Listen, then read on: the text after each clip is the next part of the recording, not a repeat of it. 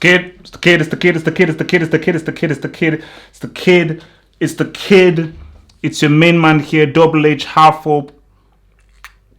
Welcoming you here to another big down, big one live show, live match with your main man here, Double H Half Hope. So, welcome to everyone who's on here on this live stream, on this live show. Hopefully, we're gonna have a great show.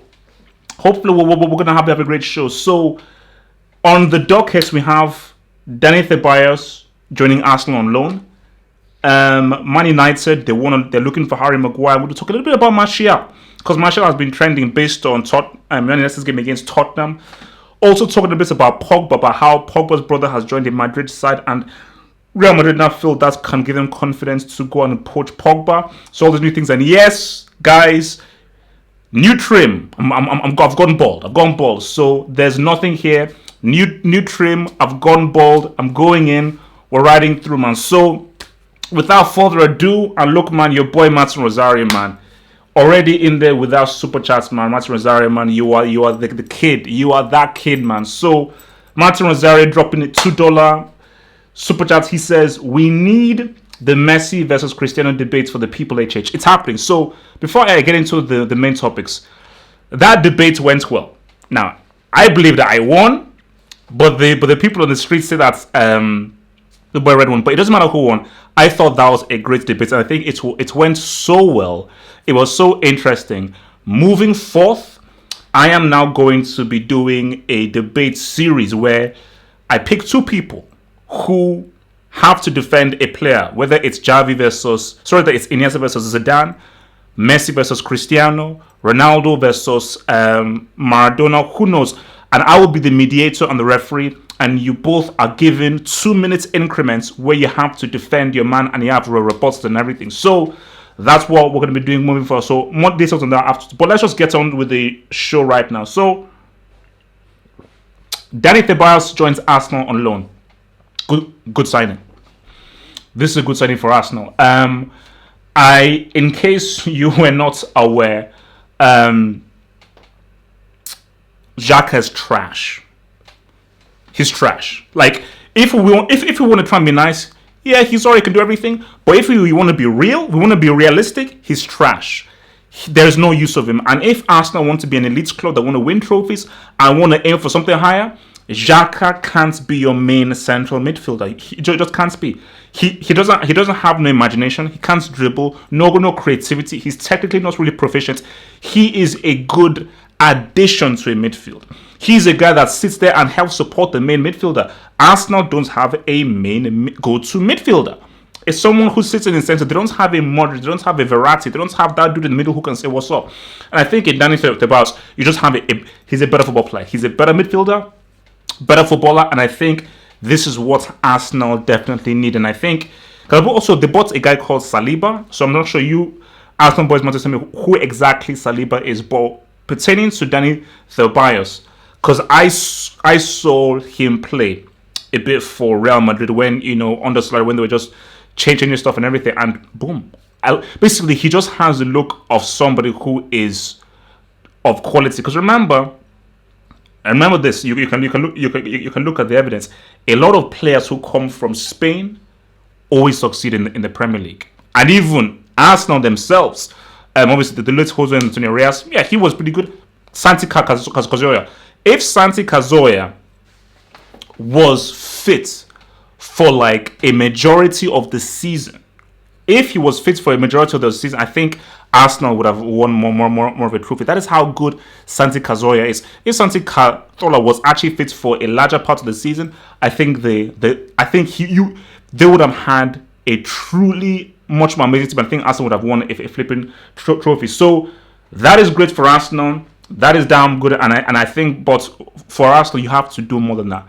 If all you can give me is Danny Ceballos and that's it, and you think that will be enough to get into the top four, bro, no. That top four in the Premier League is going to be hard. It's going to be tough, and I think Liverpool and City, they already showed the gap between them and the rest of everybody. Even though let's not assume that will be the case, but Everyone else, apart from City and Liverpool, they have to move the Lego. So those are the guys that have to be buying players. All those guys, not City and Liverpool, you need 4 or 5 guys. You need 4 or 5 guys. You need to bring in 100%. So, so that's good. So a lot of people have mentioned this. So I think I have to mention this as well. Paulo Dybala. It wasn't on the docket, but I saw the news, but I forgot to put it on the docket. Now you know what I think about Daniel Levy, don't you? I've given my thoughts on Daniel Levy. Daniel Levy is a dude who I feel is pretty much holding back Tottenham. And I keep saying that Pochettino keeps on overachieving while he's been given peanuts. He's overachieving with peanuts. And in order for Tottenham to get the best out of their squad, you have to pay the money. So if Tottenham drop 100 mil on Paulo Dybala, you already got your boy in Ndombele in there. They bring in a Paulo Dybala, I will begin to respect that Daniel Levy. That would be a massive move. That's the kind of move where you're like, you know what, we're not making no. See, that is a statement of intent. Because if Tottenham go in and do that with Dybala, that's probably one of the biggest buys Tottenham have ever made. And it would be because they would break the bank. So I think 1,000%, because the thing with Dybala is this: you're no longer the prince of Juventus. Because before Cristiano came, you were the prince of Juventus. You were the main guy, and that was your team. Are we going to forget that Dybala scored 4 Gs in a game? Are we just going to forget that? The dude, he scored 4 Gs in a game.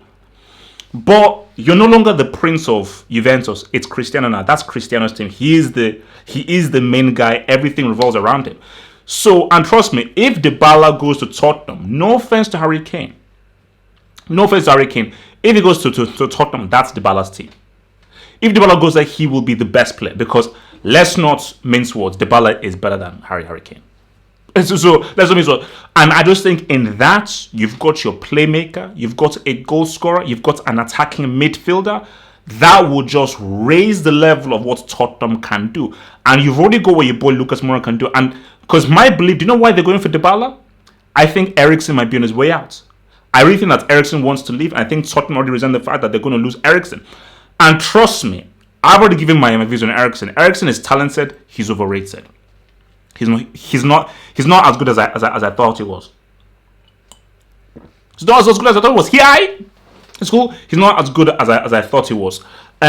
So yeah, that is damn good, man. That is damn good. Oh, also your boy's son as well. I almost forgot. Yes, son. Like the sun rises in the east. Lucas Moura, Paulo Dybala, and Harry Kane as the striker. That's a strike force. That's a genius strike force. So United are still pursuing Jerry Maguire. They're still pursuing Jerry Maguire. I know he's called Harry Maguire. I call him Jerry Maguire because I find that's funny, and that's just based off the film starring Tom Cruise and Cuba Gooding Jr. Cuba Gooding Jr. won an Oscar for his role, even if he didn't deserve to win the Oscar for his role. So Leicester City, Brendan Rodgers said he's not for sale. We don't want to sell Jerry Maguire. And if you want to buy Jerry Maguire off of us, you're going to have to drop 90, 95 or even 100. Now, here's my thing is this. Rodgers, I get where you're coming from. You don't want to lose him. You don't want to lose your boy Maguire. That is one of Leicester City's best players, and that's one of Leicester City's most important players. I get that. I understand that. But I can't live in a world. I told you, I've got my spaceship to Mars already ready to go. I've got about 3 or 4 Martian stations. I can't live in a world where Jerry Maguire is going to go. Is going to be sold for 100 million. I can't do that. I can't live in a world where somebody's going to spend 100 million for Jerry Maguire. That's ridiculous. This is no offense to Jerry Maguire. It's not personal. It's nothing insulting. This dude, all he did was play really well at the World Cup for England. He didn't do a Cannavaro. All it was like, this, like for me, Maguire is tier 3. He's not tier 2. I mean, what? He's not tier 2. He's a tier 3 stalwart who could potentially get to tier 2. So you're going to spend 95 million on a tier 3 defender? Excuse me? What? I mean, for United, See, that's the thing. If you're Man United and you have the money, spend it. Like, because for me, Maguire would easily improve the defense. If United have the money and they can afford 110, spend it. I'm just putting myself out of it and saying I can't live in a world where Jeremy Maguire is worth 100 mil. That's stupid. That's stupid. Like that's just damn stupid. It's bro. Tier 4 is a bit too harsh. Come on, guys, chill. Maguire ain't tier 4. He's tier 3. Give him tier 3. Chill. Just give him tier 3. Give Jeremy Maguire tier 3. So Martial apparently played pretty well in the. Martial played pretty well in the. Okay, my brain is freezing. Martial played pretty well in the friendly against Tottenham. And here's my thing about Martial. If Ole Gunnar Solskjaer can unlock Martial, I think United might be alright, even if Pogba leaves. Martial is an incredibly talented player. But what I believe is missing is a lack of confidence.